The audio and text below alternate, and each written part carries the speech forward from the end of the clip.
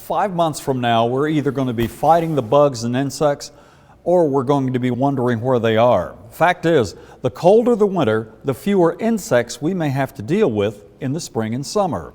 Local 3's Riley Nagel talked to a local exterminator who tells us where they are right now.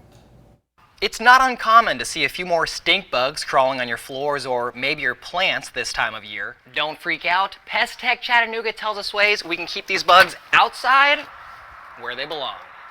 That came in the fall, and this guy didn't get warm enough this winter and died.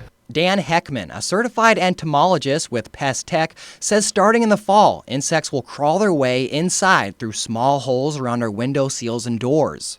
And so we see a lot of them come into the living area, into our kitchen or our bedrooms this time of year. Hekman says when temperatures dropped into single digits last week, many insects like smoky brown cockroaches went into a state of torpor, which is basically their hibernation. But with temperatures expected to get into the 60s this weekend, they'll start moving again. So we may see a few of them showing up inside people's homes if they've spent their time hanging out around the roof line or the foundation or something like that. As a preventative step, Hekman recommends to seal up any cracks or holes around your windows and doors and to clean up leaves or debris near any entryways.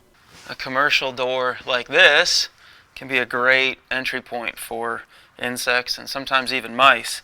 Hekman says they see an uptick of rodents like mice and rats burrowing inside as well.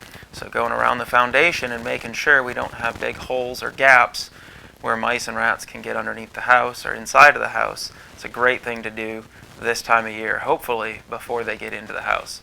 He says if you've done all you can, but bugs and rodents continue to infest your home, it's time to call an expert exterminator. You know, if you flip on the hall light and there's a bug sharing your space, it doesn't feel like home, and that's where we come in. Pest Tech Chattanooga isn't just busy keeping homes insect-free. Dan was a part of a captivating calendar for the new year featuring each of their exterminators. That one's me. Dan says profits from the calendar will be donated to Homes and Havens and the Southeastern Climbers Coalition. Check out the Local 3 News app if you're interested in purchasing a calendar. You can also find a list of helpful pest control tips by clicking on this story. Reporting in Chattanooga, I'm Riley Nagel, Local 3 News.